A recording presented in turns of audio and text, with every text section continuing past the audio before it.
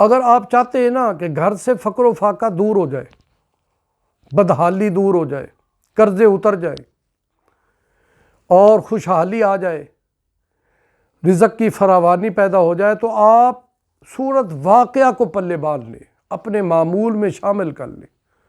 روزانہ سورت واقعہ جو 3 رکوعوں پر مشتمل ہے، 27ویں پارے میں ہے، سورۃ الرحمن کے بعد سورت واقعہ ہے، نماز مغرب کے بعد یا نماز عشاء کے بعد فقط 1 مرتبہ پڑھنی۔ بیٹی ہے، بیٹا ہے، ان کو بھی پڑھنے کا کہیں، بیوی کو بھی کہیں، گھر کے جتنے افراد ہیں اگر سارے ہی پڑھیں تو سونے پہ سہاگا ہے۔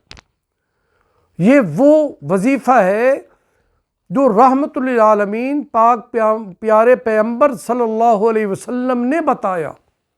حضرت عبداللہ بن مسعود رضی اللہ تعالیٰ عنہ حاضر خدمت ہوئے، یا رسول اللہ گھر میں فاقہ ہے، آپ نے فرمایا جاؤ سورت واقعہ پڑھا کرے، اپنی بیٹیوں کو بھی کہو کہ سورت واقعہ کی تلاوت کرے۔ تلاوت کی، خوشحالی آ گئی۔ حضرت عبداللہ بن مسعود حاضر خدمت ہوئے، یا رسول اللہ جو آپ نے بتایا اس سے تو گھر میں برکتیں آ گئی، گھر میں روشنی آ گئی، فاقے دور ہو گئے۔ تو یہ عمل جو پیارے آقا نے بتایا ہے، ارشاد فرمایا ہے، وہ ہم کیوں نہ کریں؟ پیروں فقیروں کے بتائے ہوئے وظیفوں پہ عمل کرتے ہو، اور جو وظیفہ پیارے آقا نبی کریم رؤوف الرحیم صلی اللہ علیہ وسلم نے بتایا اس پر یقین ہی نہیں۔ کس چیز کے ہم امتی ہیں؟